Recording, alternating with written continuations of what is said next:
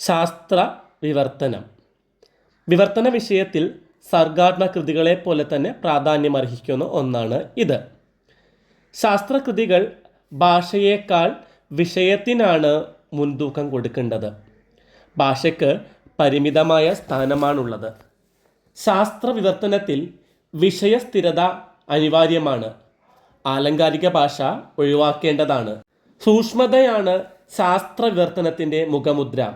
വളച്ചുകെട്ടില്ലാത്തതും സുശക്തവുമായ ഭാഷാരീതി, ആകാവുന്നത്ര ലാളിത്യം എന്നിവ പരിഗണിക്കണം. ശാസ്ത്രം വിചാരപ്രധാനമായിരിക്കുന്നതിനാൽ ശാസ്ത്രകൃതികളിൽ പദാനുപദ വിവർത്തനമാണ് സ്വീകരിക്കേണ്ടത്.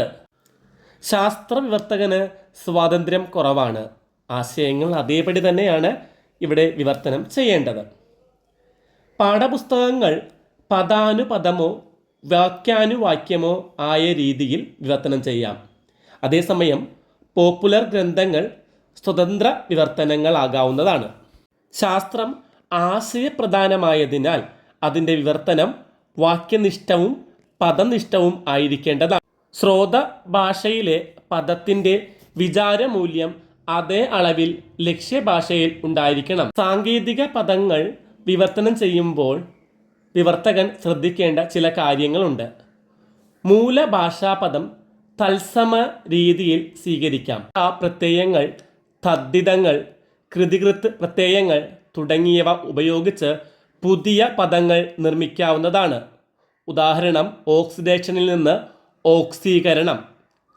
മാത്രമല്ല ശ്രോതഭാഷാ പദം അതേപോലെ തന്നെ ഉപയോഗിക്കാവുന്നതാണ്. ഉദാഹരണം, ഹോർമോൺ തന്നെയായിട്ട് ഉപയോഗിക്കാം.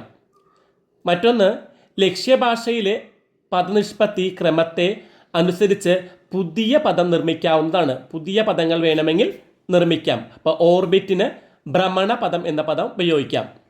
ഇങ്ങനെ സ്വീകരിക്കുന്ന പദങ്ങൾ പൊതുവായി അംഗീകാരം നേടിയെടുക്കേണ്ടതുണ്ട്.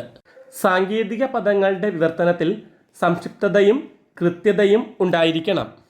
വ്യാകരണം, വാക്യഘടനാബോധം, ഔചിത്യം ഇവ പാലിക്കേണ്ടതാണ്.